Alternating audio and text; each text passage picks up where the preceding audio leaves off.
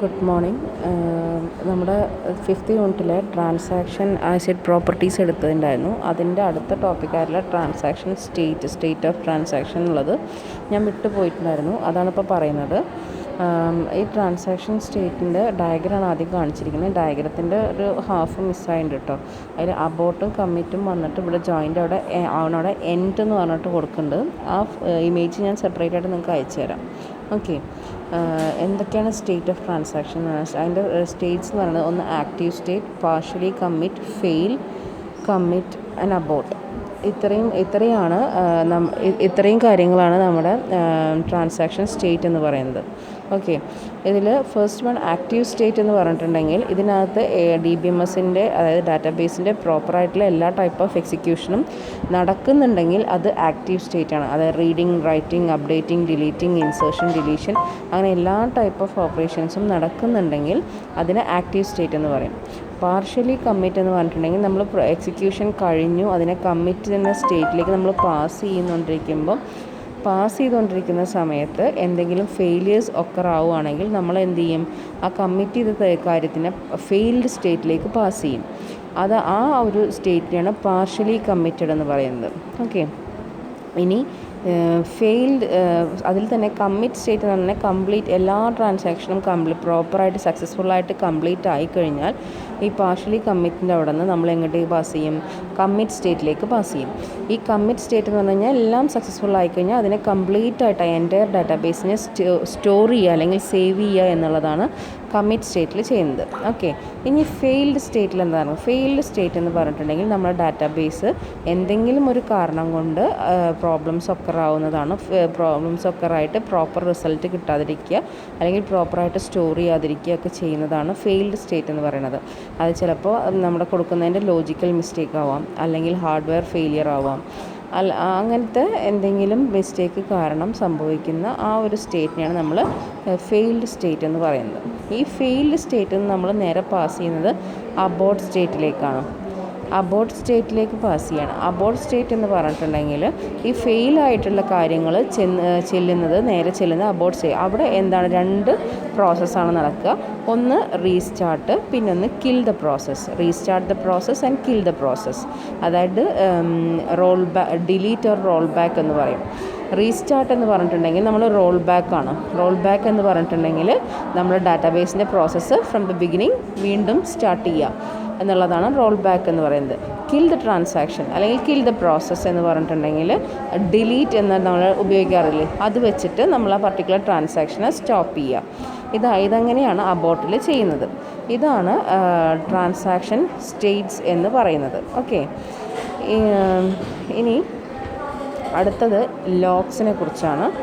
എന്താണ് ലോഗ്സ്? എത്ര type of logs? നമുക്ക് 2 ടൈപ്പ് ഓഫ് ലോഗ്സാണ് നോക്കാനുള്ളത്. അതിനെക്കുറിച്ച് നോക്കാം.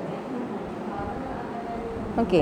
ലോഗ്സ് എന്ന് പറഞ്ഞിട്ടുണ്ടെങ്കിൽ നമ്മളൊരു ട്രാൻസാക്ഷൻ അല്ലെങ്കിൽ പ്രോസസ്സ് പ്രോപ്പറായിട്ട് വർക്ക് ചെയ്യുമ്പോൾ നമ്മൾ എക്സിക്യൂഷൻ ചെയ്യുന്ന സമയത്ത് അതിനെ മോഡിഫൈ ആവുന്നതും അത് വേറൊരാളെ കയറി മോഡിഫൈ ചെയ്യുക, ടേബിളിനെ കയറി മോഡിഫൈ ചെയ്യുന്നതിനെയൊക്കെ നമ്മൾ ചെയ്യാതിരിക്കാൻ വേണ്ടി നമ്മൾ പ്രൊട്ടക്റ്റ് ചെയ്യുന്നതാണ് ഈ ലോക്ക് എന്ന് പറയുന്നത്. അത് എക്സ്ക്ലൂസീവ് ലോക്സ് അല്ലെങ്കിൽ write lock to prevent users from modifying rows in entire table. Modify ചെയ്യുന്നതിന് പ്രൊട്ടക്റ്റ് ചെയ്യാൻ വേണ്ടി ചെയ്യുന്നതാണ് ലോക്കിംഗ് എന്ന് പറയുന്നത്. നമ്മൾ സെലക്ട് സ്റ്റേറ്റിലൊന്നും നമുക്ക് എന്ത് ചെയ്യാൻ പറ്റില്ല, നമുക്ക് മോഡിഫിക്കേഷൻ കാര്യങ്ങളൊന്നും ചെയ്യാൻ പറ്റില്ല. അപ്പോൾ നമുക്ക് അവിടെ ലോക്കിൻ്റെ ആവശ്യം വരുന്നില്ല. പക്ഷേ ചില കേസിൽ നമുക്ക് ലോക്കിൻ്റെ ആവശ്യം വരും. അത് നമ്മൾ മാനുവലായിട്ടാണ് നമ്മൾ, അതായത് ബൈ ത്രൂ കോഡ് വഴി നമ്മൾ ലോക്ക് ചെയ്യുന്നത്. ലോക്കിൻ്റെ സിൻടാക്സ് എന്ന് പറയുന്നത് lock table space name in lock mode ഇങ്ങനെയാണ് പറയുന്നത്.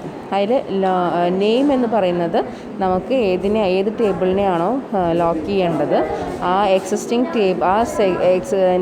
Name of the existing table to lock, ഏതിനെയാണോ ലോക്ക് ചെയ്യേണ്ടത് ആ ടേബിളിൻ്റെ പേരാണ് കൊടുക്കുന്നത്.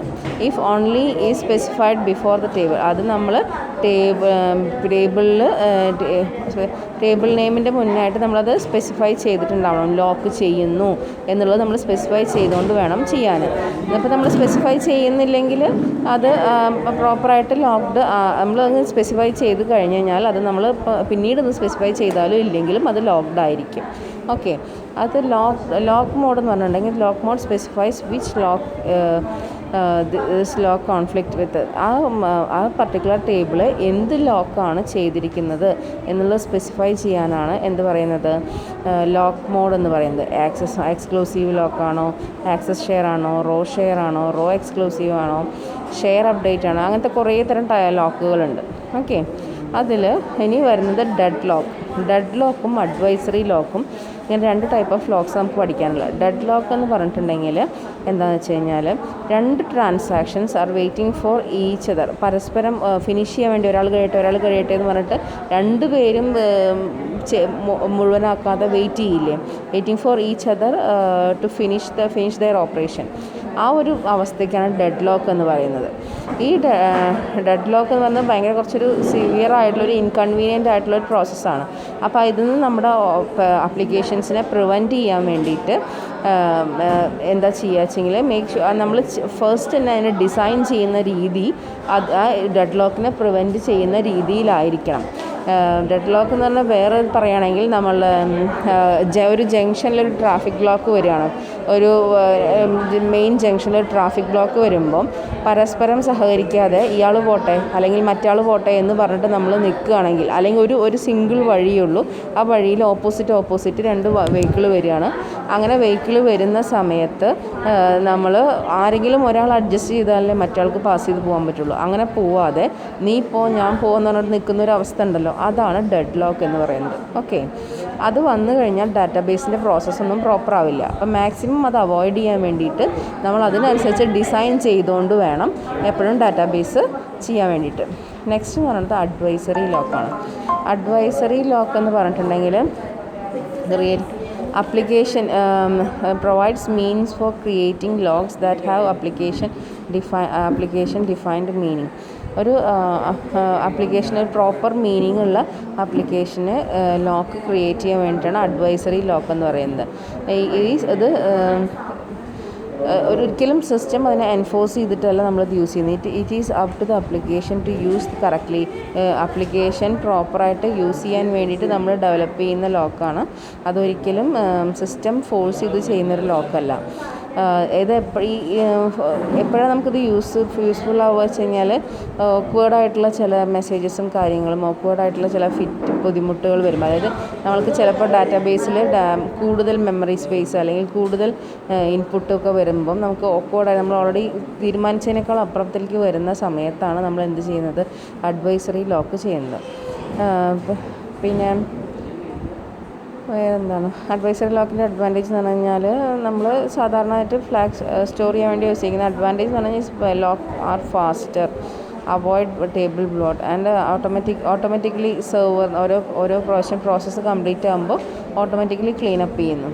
ഓക്കെ, ഇനിയിപ്പോൾ ലോക്ക് ചെയ്യുന്നതിൻ്റെ ഒരു എക്സാമ്പിൾ ഇവിടെ കൊടുത്തിട്ടുണ്ട്. അപ്പോൾ ഈ ടേബിളിന് സെലക്ട് സ്റ്റാർ ഫ്രം കമ്പനി എന്നുള്ള ടേബിളിനെ നമ്മൾ ലോക്ക് ചെയ്യണമെങ്കിൽ അവരെന്ത് ചെയ്തിരിക്കണം, ടെസ്റ്റ് DB #begin എന്ന് പറഞ്ഞ് കൊടുത്തിട്ടുണ്ട്. അപ്പോൾ lock table company 1 in access exclusive mode, exclusive lock വെച്ചിട്ട് അത് ലോക്ക് ചെയ്തിരിക്കുകയാണ്. മനസ്സിലായോ?